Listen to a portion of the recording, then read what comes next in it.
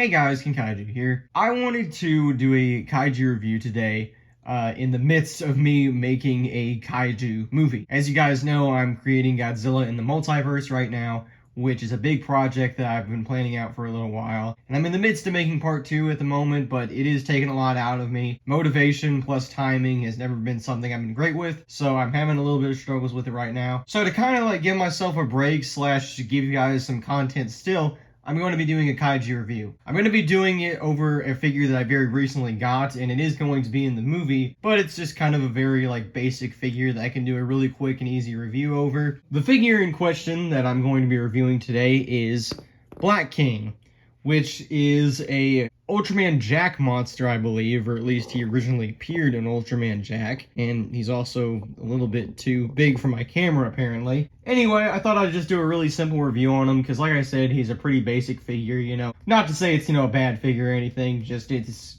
very basic. So let's get straight into the review and kind of talk about detail on this guy. But to my knowledge, this is, I believe, a 2005 or 2006 repaint of I believe 1992 sculpt. I could get my numbers a little bit wrong there, but yeah. Overall, this is kind of an old sculpt, but the paint job is probably the newest and best version of it. There's quite a few paint jobs of this guy out there, but this is by far the best looking one. Obviously, unlike monsters such as Red King, this actually does have a very accurate color scheme to the name.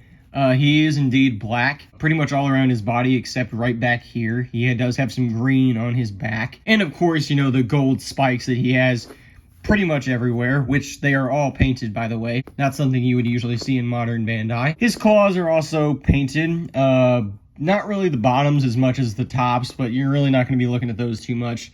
And his toes are also painted too. Not on the other side, but again, not really going to be looking at that. I think the detail on him is pretty good overall. It's kind of soft on most of him. Like, for example, his, back and chest and even his tail to an extent. All three of these things have kind of soft detail all over him. Again, you got to keep in mind this is quite an older sculpt, so it's not going to have, up-to-date Bandai, exquisiteness. But still, it's not terrible. The legs and face probably have the best detail. I gave you guys a close-up of the face a second ago, but just to hear again. The teeth, I think, could have been done a little bit better, but, overall, not anything awful. So, yeah, overall, detail on the figure, it's not, out there, out of this world, but it still looks pretty neat. And as for articulation, it's also fairly basic. I know I keep using that word, but it's the best way I can describe it. His legs can kick forward, very basic walking motion.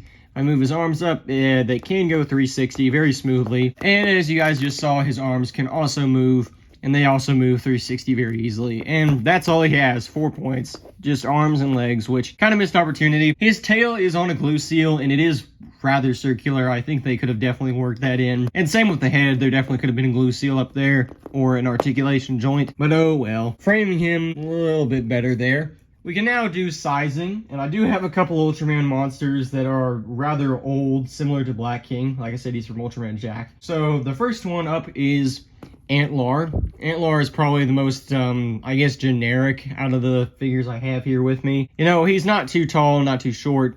He's just an average 6-inch figure. And you can see that Black King is fairly taller than he is, although it's mostly because of his horn right here. That's probably about it. Otherwise, they look fairly eye to eye. The next one is another very old Ultraman monster, and this one is Gomez, another figure which is quite notable for being pretty tall because of his horn as well. And yeah, Gomez is quite a lot taller, but it's mainly also just because of the fact that he has quite a large horn up here. Other than that, they also look fairly eye to eye. If not, Gomez is just a tad bit taller, but yeah, still kind of cool. They look fairly similar, actually. And finally, the next figure I know I'm definitely going to have to pull back my camera for, because out of the ones I just showed, it's by far the tallest. It is Ultraman Bolton, which just barely fits into the camera. Yeah, this is Ultraman Bolton, and this figure just is notably very large. It's quite an old mold, and yeah, it definitely does tower over him. It's 8 inches tall. This sizing isn't great, but, just to give you a comparison as to what Alien Bolton looks like next to him. I don't know why these two would ever meet, but still, another old Ultraman adversary that, he could go up against. So that's my review of Black King. Like I said, just a really generic,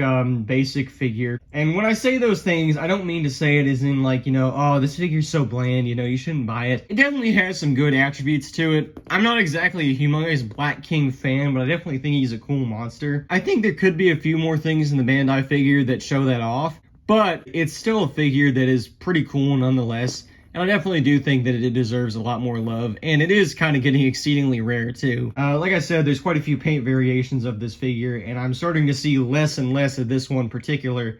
So I'd say if you can find it for a decent price, definitely get your hands on it. And yeah, that's my review of Black King. I hope you guys did enjoy. Like I said, I'm still trying to get Godzilla in the multiverse out there, and hopefully I'll be able to get part 2 out fairly soon, if at all. But yeah, thank you all for watching, and I will see you all in the next video.